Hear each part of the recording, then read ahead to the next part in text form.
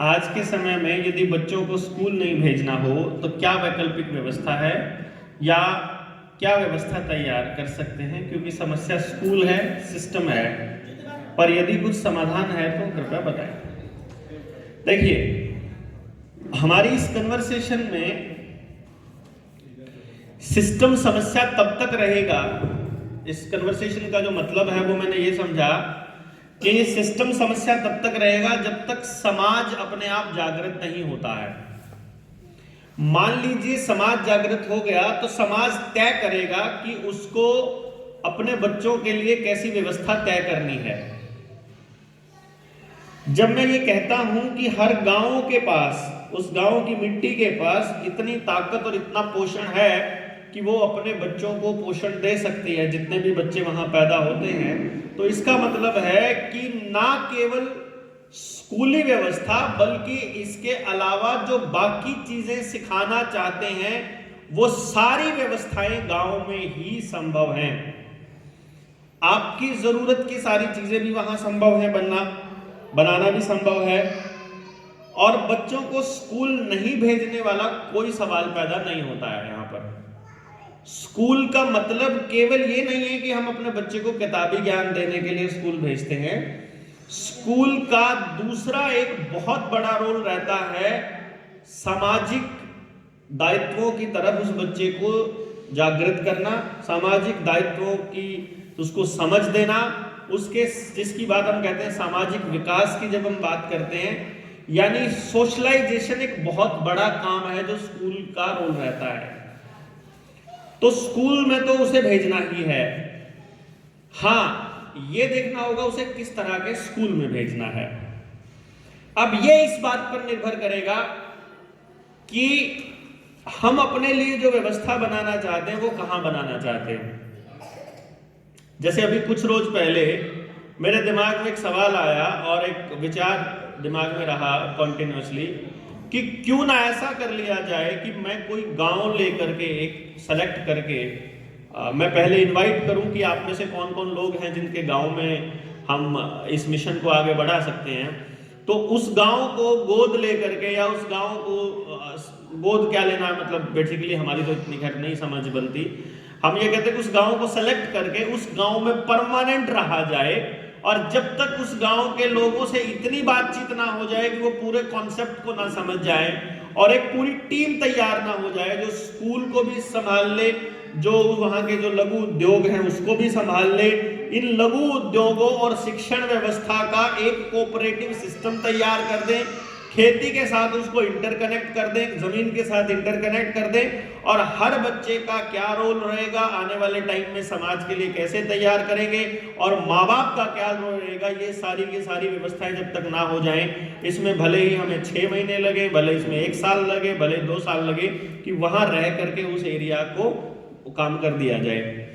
दूसरा इसके अंदर ये रहता है कि जो हम व्यवस्था शुरू करने की प्लान कर रहे हैं, अभी हरियाणा में हमने प्लान किया था कि अभी साल भर के बाद, मतलब ये 2023 पूरा हो जाएगा तो 24 के एंड में या 25 में हम लोग शिक्षा व्यवस्था के लिए पूरा एक मिशन चालू करने वाले हैं। यानी ये जो अभी दौर है, जो आपके बीच अभी हम आए हैं, ये वैकल्पिक व्यवस्था खड़ा करने की दिशा में एक तरह से बीजारोपण का काम हम लोग कर रहे हैं। अभी फिलहाल ये जो स्टेप है ये बीजारोपण है, क्योंकि आज आपके शहर में, हम इंदौर में पहली बार आए हैं। पहली बार आने के बाद अब आपके बीच में आज विचार का बीज डल गया। बीज जब किसी मिट्टी में पड़ता है तो ये निर्भर करेगा कि उस मिट्टी के अंदर कितना पोषण है, उसको कितना सपोर्टिव एनवायरनमेंट मिलता है। अगर उसको सपोर्ट करने वाला एनवायरनमेंट मिलता है तो आने वाले टाइम में ये वटवृक्ष बनेगा, अगर नहीं मिलेगा तो ये बीज यहीं पर मिट्टी में दबा रहेगा। जब भी एनवायरनमेंट मिलेगा इसको ये फिर फूट पड़ेगा। तो अभी हम बीजारोपण की स्थिति में हैं। निर्भर करेगा आप लोग अपनी कितनी बड़ी टीम तैयार कर पाओगे। जैसे आपने अभी कहा था कि हम लोग उज्जैन में 1000-1500 लोगों का एक प्रोग्राम करना चाहेंगे, तो बहुत अच्छी बात है। आप लोग जितने लोग आए हैं, अगर सारे अपने दिल से, तन मन धन से, चाहे जैसे मर्जी की तुमने आना है, जो मर्जी, जैसे आज के टाइम पे, अभी थोड़ी देर पहले की बात है, भाई मुझे कहता है कि यार मुझे तो अब ऐसा लग रहा है कि मुझे ना अपनी वाइफ को भी लाना चाहिए था। भाई को भी आना चाहिए था, उसकी वाइफ को भी आना चाहिए था। और आप सारे लोग ये मान रहे होंगे कि भाई मेरे यार उस बंदे को भी आना चाहिए था, उस बंदे को भी आना चाहिए था, हमें मालूम नहीं था कि ये प्रोग्राम इस तरह का निकलेगा। तो आपका क्या काम है कि अगली बार जब हम करें तो कोई कसर ना रह जाए।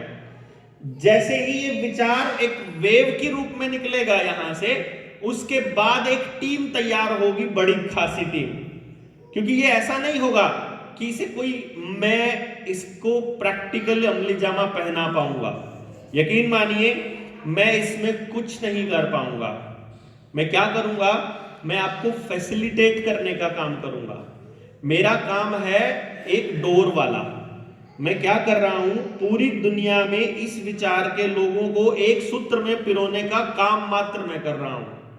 मैं कुछ नहीं करूंगा। मेरे पास जो साइंस और टेक्नोलॉजी मेरे पास अवेलेबल है एजुकेशन के फील्ड में, ये मेरी आपके लिए अवेलेबल है, बट अकेले इससे काम नहीं चलेगा। जीवन जीने के लिए जितनी स्किल्स की जरूरत है, वो सारी स्किल्स के योद्धा एक प्लेटफॉर्म पर लाने पड़ेंगे। वो सारे लोग जिन्होंने अपने जीवन में थोड़ा तप किया है, वो सारे लोग जिन्होंने अपने जीवन में थोड़े तपस्या की है, सच्चाई के साथ अपना जीवन यापन किया है, और जिन्होंने समाज में ये करके दिखा दिया है कि इनकी अब वो लोग हैं जिनकी कस्में खाते हैं लोग कि इस आदमी की ईमानदारी पर सवाल नहीं किया जा सकता। तो समाज में उस पर्टिकुलर विषय में उन लोगों को नेतृत्व देना पड़ेगा, उस आवाज को इतना बुलंद करना पड़ेगा कि ये आदमी सच्चा है, इसने आज तक किसी के साथ ठगी नहीं की है, तो ये आदमी संभालेगा इस वाले फील्ड को। जिस व्यक्ति ने अपने अपने फील्ड में मेहनत की है और समाज को एक दिशा देने का काम किया है ईमानदारी के साथ में, वो लोगों को आगे लाने का काम जनता सरकार मोर्चा करेगा। और इस दिशा में चाहे स्कूली सिस्टम खड़ा करना हो, चाहे लघु उद्योग का सिस्टम खड़ा करना हो, चाहे खेती के साथ कोऑपरेटिव पूरा सिस्टम पूरे गांव का खड़ा करना हो, इस सारे का ब्लूप्रिंट हमारे पास तैयार है। इंप्लीमेंट करने के लिए लोग चाहिए, योद्धा चाहिए गांव से। वो बच्चे खुद आकर के कहें कि हमारे पास ये स्पेशलिटी है, ये स्किल है, हम लोग उनको तैयार करके और अपने गांव में उतार दें। बदले में हमें कुछ नहीं चाहिए, तुम्हारा गांव है, तुम्हारी समस्या है, तुमको कैसे समाधान करना है ये सारे लोग बता रहे हैं, और अब अपना समाधान अपने गांव में उसका कर दो। तो फिर आपके बच्चों की, आपकी सुरक्षा की, उनके समाजीकरण की, उनके और इश्यूज की, सबकी समस्याएं सॉल्व हो सकती हैं। क्योंकि हम अर्ली स्टेज से ही वो माहौल तैयार करेंगे कि अपने बच्चे को हम लोग उस तरीके से तैयार कर सके जिसका सपना हम यहाँ खड़े होकर के ले रहे हैं, जिसके लिए इस संगोष्ठी का आयोजन किया गया है। तो ये पर्पस है। तो इस पे डिपेंड करेगा कि हम लोग यहाँ से कितनी बड़ी टीम तैयार कर पाएंगे। इसके बिना पॉसिबिलिटी नहीं होगी, ना इसमें कल्पित कर पाएगा, ना देवेंद्र कर पाएगा, ना कोई और कर पाएगा। एक व्यक्ति का ये काम ही नहीं है, क्योंकि ये समाज का काम है। तो समाज की संपूर्ण भागीदारी के बिना ये संभव नहीं है। अभी जैसे हम किसी गांव में जाते हैं, वहां 200-400 लोग इकट्ठे हो जाते हैं, उसके बाद में वो काम करना कहते हैं कि हम काम करना शुरू करें। मैं नहीं करना शुरू करना। सबसे पहले आपको ये विचार गांव के हर घर तक पहुंचाना होगा। पहले इस विचार को हर घर तक पहुंचा दो। मान लीजिए मैं आपके घर तक इस विचार को लेके चला गया। इस विचार को आप मानते हो या ना मानते हो, आपको विचार का पता लग गया ना। अब आप बेशक आप हमें सपोर्ट मत कीजिए, बट आपको पता चल गया। कल को ये नहीं कहोगे कि हमने आपको बताया नहीं था, अब हम अपना काम शुरू करेंगे। तो आपको जब ये मालूम होगा, तो पहले हम हर घर तक विचार पहुंचाएंगे। उस सारे घरों में से जो वॉलंटियर्स निकल के आएंगे, उनको उनकी क्षमता के हिसाब से तैयार करेंगे, और फिर वो टीम अपने गांव की एक एक प्रॉब्लम्स का सलूशन करना शुरू करेगा, जिसमें शिक्षा भी आता है, जिसमें स्कूल भी आता है, और फिर आने वाले टाइम में रोजगार का पॉइंट भी इसी के अंदर शामिल होता है। तो ये इस तरीके से हम लोग आगे बढ़ाएंगे। ये मैं प्रकाश जी से निवेदन करूंगा कि वो यहाँ पे आए, और आप क्या सोचते हैं मतलब जनता सरकार मोर्चा के बारे में, या आपने अभी जैसे बताया कि आप सेमिनार वगैरह करना चाहेंगे, तो थोड़ा आप लोगों को बताएं कि आपकी क्या भागीदारी रहेगी, है ना। ये चले जाएंगे फिर। आप सभी को नमस्कार। ये जो दिन भर का आयोजन हुआ है, इसके पहले भी हमने डॉक्टर साहब को काफ़ी सुना है, तो एक प्रेरणा आई है कि विगत जीवन में जो भी लोग हमसे कनेक्टेड हैं और जो हमारी विचारधारा को या मुझे जो जानते हैं अच्छे से, कुछ ऐसे मेरे स्कूल के मित्र हैं जो कुछ गवर्नमेंट स्कूल में प्रिंसिपल है गाँवों में, तो उनके यहाँ पे बच्चों की अच्छी स्ट्रेंथ है, गाँव में इसकी ज़रूरत भी है। तो अगला सेशन जो है प्रयास करूँगा कि लगभग 1000 से 1200 बच्चों के बीच में किसी गांव में हो, और ये विचार जो है गांवों के माध्यम से शहरों में आए और शहरों के माध्यम से पूरे राष्ट्र में फैले। धन्यवाद। ये जैसे प्रकाश जी ने बहुत अच्छी बात कही, तो मैं ये जानना चाहता हूँ कि आप में से जितने लोग यहाँ बैठे हैं वो कितने लोग प्रकाश जी की बात का समर्थन करते हैं, या वो कल को अगर इस तरह से अगर वो कुछ काम करते हैं, जैसे मैं हरियाणा से आया था तो मैं अकेला आया था, ठीक है, आज यहाँ पे आप इतने लोग हैं, तो कल को जब प्रकाश जी उज्जैन में ऐसा कोई काम करेंगे तो आप कितने लोग जो है मतलब उसमें उनको सहयोग करेंगे? कृपया हाथ उठा दें एक बार। ठीक है, ठीक है, माइक ले लो, माइक। ठीक है, नेक्स्ट आ गया इसमें, बच्चा गलती को समझकर भी गलती सुधारता नहीं है, ऐसा क्यों? इस सवाल को ऑलरेडी हालांकि मैं डिस्कस कर चुका हूं, पर इसको आपको दोबारा से फिर डिफाइन करना पड़ेगा, क्योंकि ये बहुत जनरलाइज्ड क्वेश्चन है। गलती को समझकर भी गलती सुधार, देखिए कोई भी व्यक्ति कभी भी किसी गलती को दोबारा से नहीं करेगा जब उसे पता चल जाएगा कि ये गलती है, और यदि वो उसके बाद भी कर रहा है तो या तो वो उसको गलती नहीं मानता या फिर वो आपको चिढ़ाने के लिए कर रहा है जानबूझ के, कि आप वो इसीलिए करता है कि आप टोकते हो। और इस पे थोड़ा लंबा चर्चा करेंगे, आप इसको थोड़ा और एक्सप्लेन करेंगे तो मैं और एक्सप्लेन कर पाऊंगा। फिलहाल के लिए अभी इसका इतना ही जवाब बनता है, हम आखिर में ले लेंगे आपका बात। अगला सवाल है कि बच्चा एलकेजी क्लास में है, पढ़ने में बहुत अच्छा है, लेकिन स्कूल और ट्यूशन जाने में बहुत नाटक करता है। जाने में स्कूल या ट्यूशन की छुट्टी हो तो बहुत खुश होता है। मुझे नहीं लगता, रात को सोने में नींद में डरता है, कभी कभी चीखता है। और तीसरा क्वेश्चन है 3 साल का बेटा बहुत ज्यादा जिद करता है। ये एलकेजी वाला ये 3 साल का, अच्छा ये 5 है, ये 3 साल का लिखा है। अच्छा एलकेजी वाला अलग है और ये 3 साल का है। देखिए इसमें जो आपको लेना है,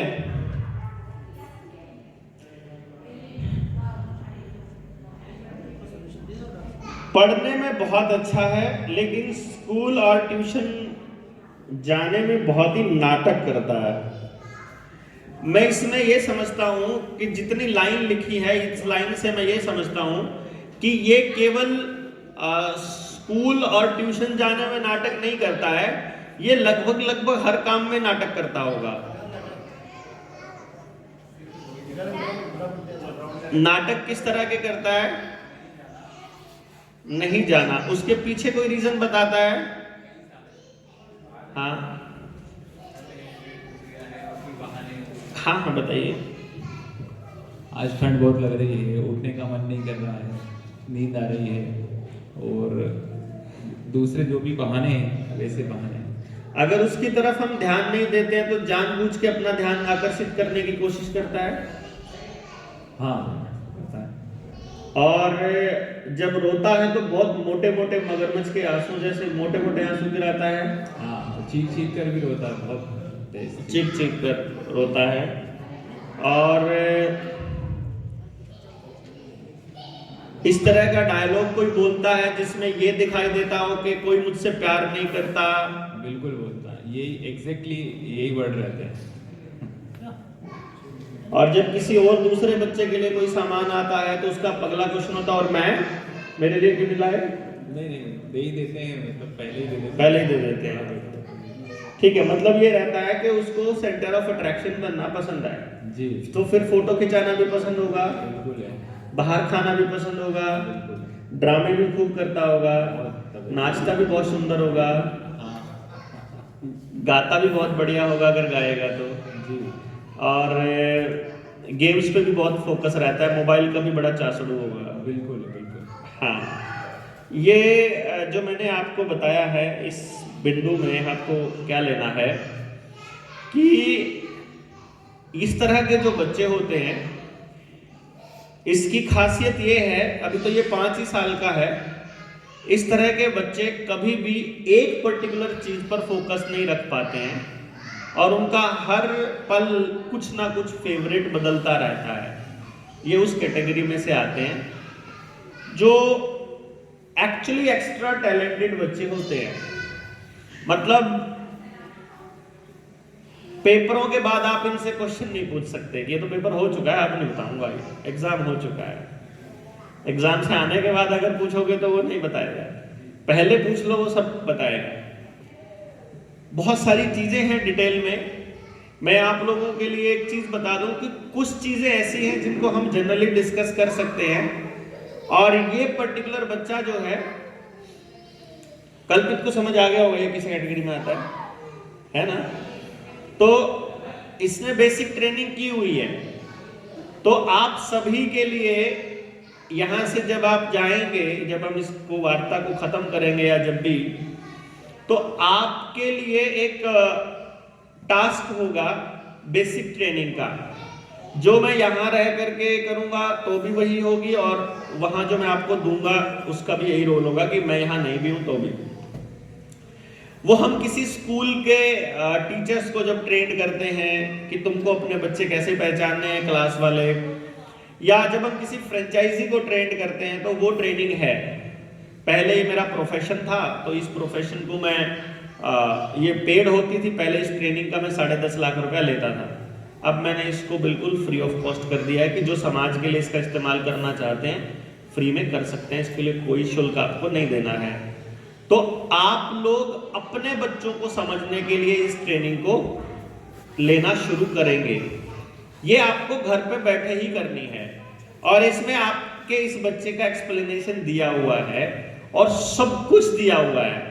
मतलब ये जो मैंने बातें बोली हैं, ये मैंने उसको पहचान लिया कि वो उस कैटेगरी में लाया करता है, और इसका अब हमें क्या करना है ये मैंने उसमें एक्सप्लेन किया हुआ है कि इसको हमें किस किस चीज में एक्सपोजर देना है और कैसे देना है। और वो जब आप उसको पढ़ेंगे, जब उस ट्रेनिंग को करेंगे, तो आप रियलाइज करोगे कि ये जो मिशन है इसका पर्पस ही ये है कि हम कलेक्टिव एफर्ट से सबके बच्चों के लिए करेंगे कि जो उसको बेस्ट चाहिए। तो उसमें मालूम पड़ जाएगा कि मैं इनके बच्चे के लिए 4 चीजें क्यों कह रहा हूं और इनके बच्चे के लिए 2। तो अगर आपको वो ट्रेनिंग करी है तो आपको मालूम होगा, अदरवाइज तो आपको ये टेंशन रहेगा यार मेरे वाले के लिए 2, इसके वाले के लिए 4, ऐसे तो नहीं गड़बड़ हो जाएगी ये तो। लेकिन अगर आपको मालूम होगा कि उसके लिए वो 4 ही जरूरी है और आपके लिए 2 में ही उतना ही काम हो रहा है, तो फिर वो आसान हो जाता है चीजों को समझना। तो आप उस ट्रेनिंग को पूरा करेंगे। इसके मैं आपको उसका लिंक सबको दूंगा, आप सभी लोग एक ग्रुप बना लेंगे। आज अब सारे ग्रुप बना लेंगे, जितने लोग हैं उस ग्रुप में, फिर वो शेयर करता रहेंगे हम लोग आपस में। दूसरा क्वेश्चन है, रात को सोने में नींद में डरता है, कभी कभी चीखता है। वो असल में तभी चीखता होगा जब वो अकेला सोता है।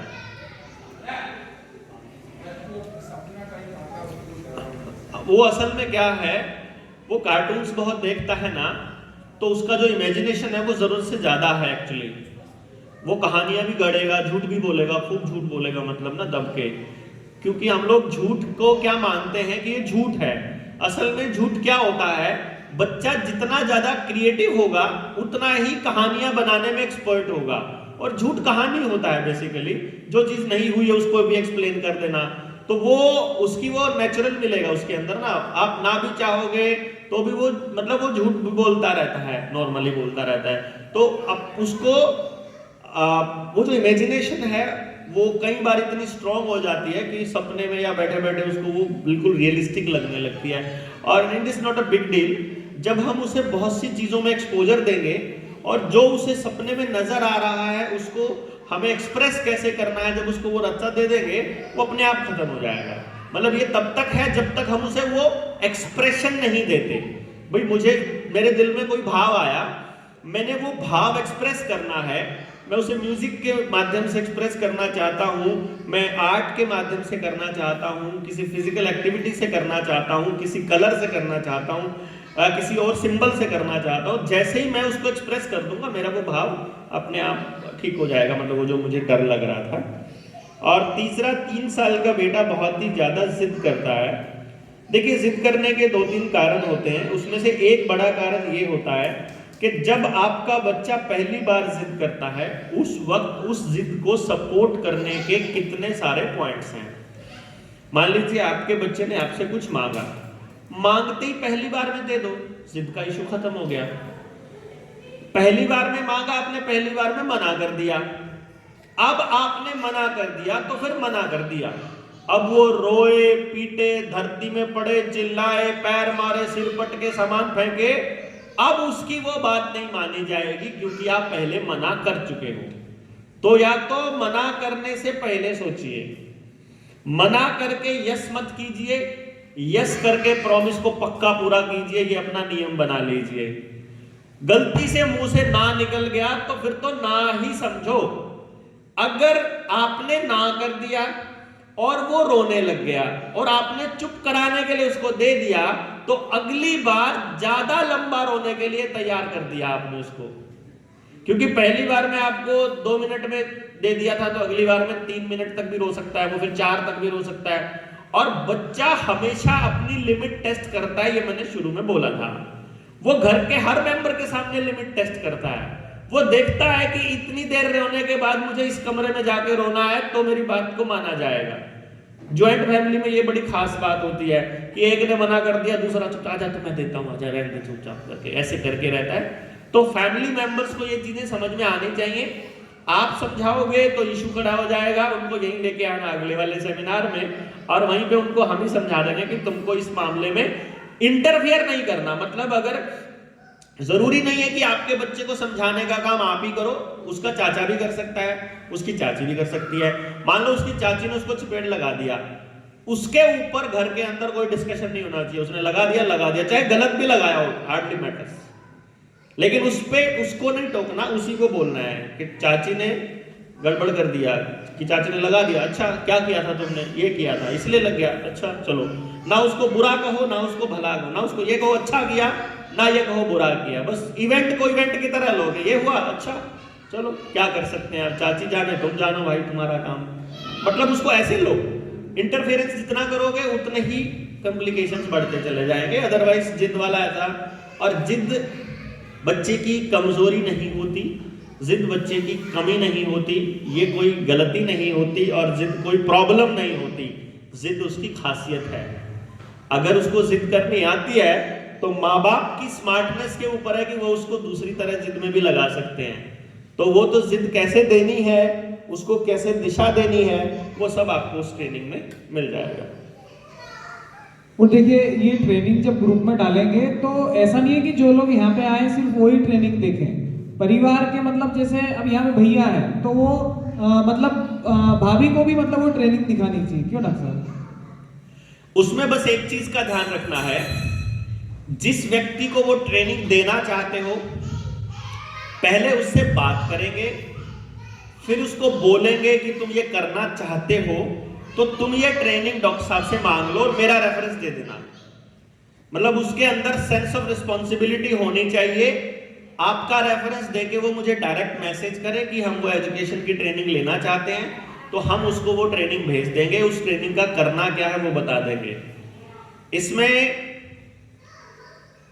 बहुत हार्ड एंड फास्ट रूल नहीं है, बट एक ही रूल है कि हमें पता होना चाहिए कि इसको कौन कौन कर रहा है। वैसे कोई देख रहा है तो देखे, बट सिस्टमेटिकली जो ट्रेनिंग कर रहे हैं ये लोग हैं, इन्होंने जब शुरू किया था अभी तक कुछ नहीं किया है, इतने दिन में ये कर पाए, इतने दिन में शुरू करके ये कर दिया, बस इतना सा मालूम हो रहता है। तो उससे हमें ये रहता है कि इस व्यक्ति को हमें इतना बताना है क्योंकि ये अभी इतना ही समझ पाया है।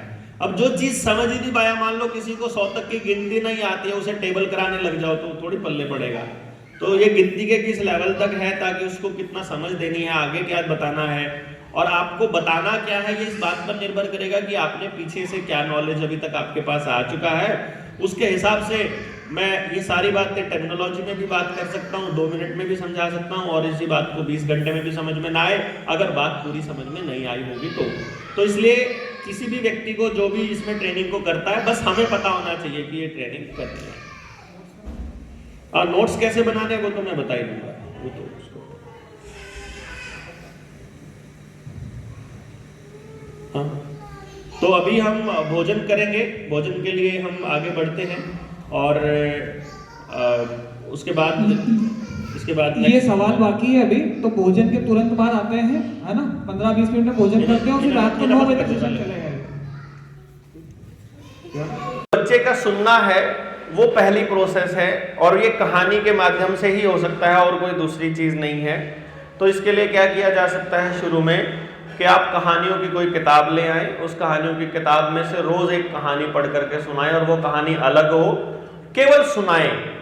कई माँ बाप जो बड़ी गलती करते हैं वो ये करते हैं, गिलास, कई माँ बाप ये गलती करते हैं कि वो उससे सुनने लग जाते हैं उल्टा, इस कहानी में क्या था, क्या कहानी के फॉर्म में बड़े एंगल अंदर है, किचन में पाओगे वहां रखा था, बड़े एंगल पे बड़े पर्सपेक्टिव में देखें तो उस कहानी में वो बच्चा अपने आप एक्सप्लेन करेगा बहुत सारी चीजें, बल्कि उसको एनकरेज किया जा सकता है अपने किसी फ्रेंड को सुनाने के लिए या उसके किसी छोटे भाई बहन को सुनाने के लिए, जिसमें कि उस बच्चे की लिसनिंग स्किल और स्पीकिंग स्किल दोनों को डेवलप किया जा सके। तीसरे नंबर पे स्किल आती है रीडिंग की स्किल। अगर आपके बच्चे को राइटिंग की स्किल सबसे पहले आई है तो वो लेटर ऑन उसका बहुत बड़ा नुकसान होने वाला है। सबसे पहले लिसनिंग आएगा, उसके बाद स्पीकिंग आएगा, फिर रीडिंग आएगा, फिर उसे पढ़ना आना चाहिए, क्योंकि जब वो पढ़ेगा और बोलेगा तो उच्चारण और जो शब्द देख रहा है वो सारी चीजें अपने आप से याद हो जाएंगी। तो फिर राइटिंग एकदम झटके का काम है। शुरू में ही राइटिंग करवा देंगे तो जो बाकी प्रोसेस है उनके ऊपर रोक लगनी स्टार्ट हो जाएगी, और वो लंबे टाइम के लिए वो फिर थोड़ा सा एक हिंड्रेंस का काम करता है। तो अभी भी अगर हम उसकी वहां से भी शुरू करें, कहानियां कहते रहे, साथ में वो भी डेवलप होती रहे, तो बहुत अच्छी बात रहेगी। दूसरा इसमें कहा है कि जो कहा जाए उसे ध्यान से नहीं सुनते हैं और बच्चे अपना काम स्वयं करें, इसमें ये दूसरी पॉइंट है। देखिए, ध्यान से सुनने वाला पॉइंट तो यही है कि वो किसको सुन रहे हैं, ये इस बात के ऊपर भी निर्भर करेगा कि वो उसको ध्यान से सुनेंगे कि नहीं सुनेंगे, पर्टिकुलर व्यक्ति को। और दूसरी चीज इसके अंदर जो है महत्वपूर्ण वो ये है कि कोई बच्चा अपना काम लगातार करेगा कि नहीं करेगा, करेगा तो कैसे करेगा, ये इस बात के ऊपर भी निर्भर करता है कि वो डिसीजन मेकिंग कैसे करता है, वो कोई भी निर्णय कैसे लेता है। जैसे मैं मोटे मोटे तौर पे इसको कल भी डिस्कस करेंगे हम, पर अभी बता देता हूं कि कोई भी इंसान 4 तरह से अपने जिंदगी के डिसीजंस लेता है। पहला डिसीजन है, पहले तरह का इंसान है जो डिसीजन केवल इसलिए लेता है क्योंकि उसे वो करना है, उससे और कोई मतलब नहीं है क्या लाभ होगा, क्या हानि होगी, इससे उसको क्या नुकसान है, ये कितना सही है, कितना गलत है, इन सारे पैमानों पर वो खरा उतरता है, नहीं उतरता है, इससे कोई फर्क नहीं पड़ता है, उसे केवल वो करना है। चाहे चुनाव लड़ने वाली किसी बात पे बात आ जाए, कहेगा अगला मेरे को लड़ना है, कि तूने क्यों लड़ना है, कि मैंने तो बस लड़ना है, बस और कुछ नहीं है, मेरा कोई मकसद नहीं है। तू हार जाएगा, हारने दो, कोई वोट नहीं आएगी, ना आने दो, कोई चक्कर नहीं, आपको ऐसा मिल जाएगा बंदा। ये वो बच्चे होते, ये वो लोग होते हैं। आप देखिए जैसे समाज में जब आप चलते हो, एक एग्जाम्पल मैं इसमें आमतौर पे लेता हूँ, वो है रेड लाइट जंप करने का। अब रेड लाइट जंप करनी है फॉर एग्जाम्पल, तो ये जो कैटेगरी का बच्चा है इसे रेड लाइट जंप करनी ही करनी है, वो पहले से सोच के आया होता है कि मुझे रेड लाइट जंप करनी है। दूसरी कैटेगरी इसमें आती है जो उस रेड लाइट का टाइमिंग देखता है कि क्रॉस करने में फायदा है कि नुकसान है, सामने परली साइड में कोई पुलिस वाला तो नहीं खड़ा है, चालान तो नहीं कटेगा, इस लाइट पे कोई कैमरा तो नहीं लगा हुआ है, वो उन पूरी बातों का ध्यान रखेगा कि मुझे इसको आगे मतलब जंप करना चाहिए कि नहीं करना चाहिए। उसमें इसका मतलब है वो सेकंड लेवल का पर्सन है कि जो डिसीजन लेते समय अपना नफा या नुकसान चेक करता है। अब सुनने की ही बात पे ले लेते हैं कि वो बच्चा अगर आपकी बात नहीं सुन रहा है, तो इन दोनों में से अगर कोई एक बच्चा है वो, तो आप समझ जाएंगे कि वो क्यों नहीं सुनता है, वो पहले से ही डिसीजन लिए बैठा है या फिर उसमें उसको कोई लाभ नज़र नहीं आ रहा है। तीसरा जो बच्चा है वो है जैसे रेड लाइट जंप करने से पहले रुका, एक बार इधर देखा एक बार इधर देखा, दोनों में से कोई भी उसकी तरफ नहीं देख रहा है तो वो नॉर्मल खड़ा है। अगर इन दोनों में से एक बंदा भी उसकी तरफ देख रहा है और अगर बाय चांस उनमें से देखने वाली कोई लड़की हो है तो वो उसकी मतलब मोटरसाइकिल करके और फिर वो एकदम से भागेगा। ये मतलब शोशेबाजी की तरफ वो चलते रहते हैं। वो जो आप अपने बेटे के बारे में बता रहे थे ये उस कैटेगरी में से होता है।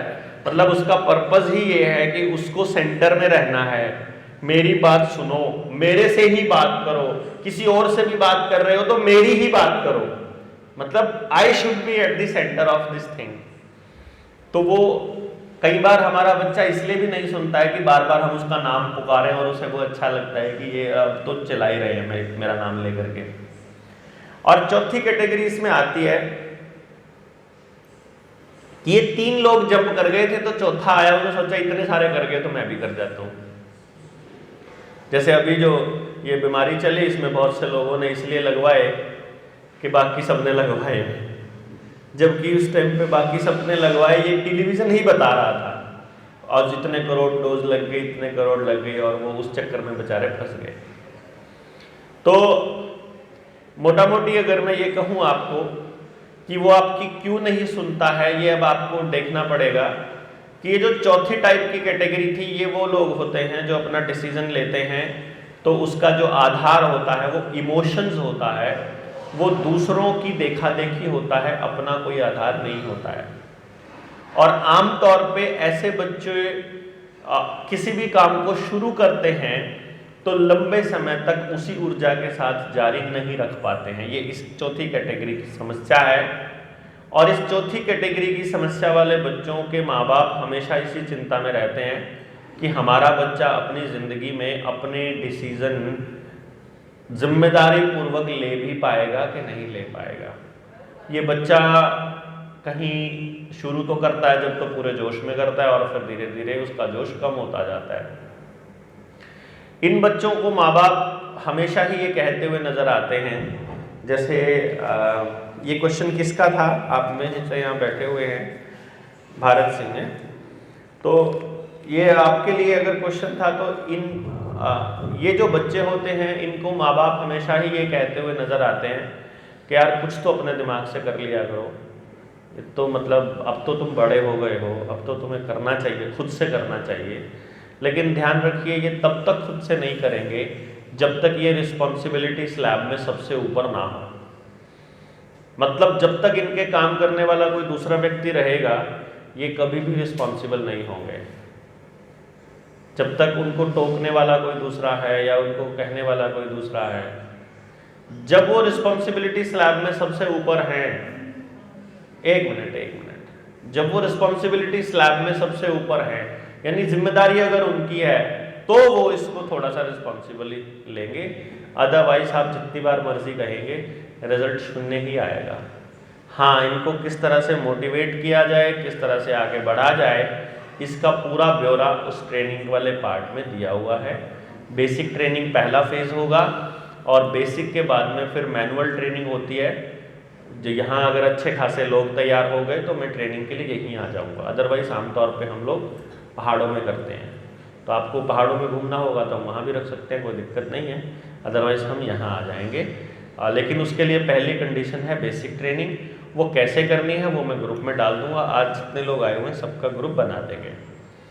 और सभी क्वेश्चंस अभी के लिए हो गए हैं। कुछ और आप बोलना चाह रहे हैं तो बोल सकते हैं। तो आप बोल दीजिए। बोलिए, क्या बोलना है, बोलिए।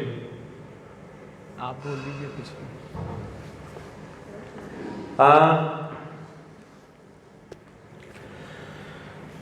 मैं अगर हम इसको कंक्लूडिंग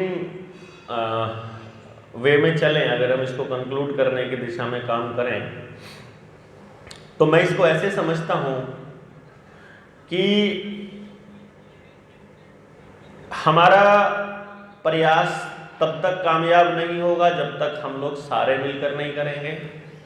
और सारे में आपको अपने पड़ोस और अपने आसपास की कम्युनिटी को इन्वॉल्व करना ही पड़ेगा। आपके पास इसके अलावा कोई दूसरा चारा है ही नहीं, मतलब है ही नहीं कहने का मतलब ये हो गया। तो एक तो इसको आप मैक्सिमम लोगों को इसके अंदर शामिल करना पड़ेगा। दूसरा, इस मिशन के साथ जितना मदर्स इन्वॉल्व होंगी उतना ये बेनिफिशियल रहेगा। क्यों?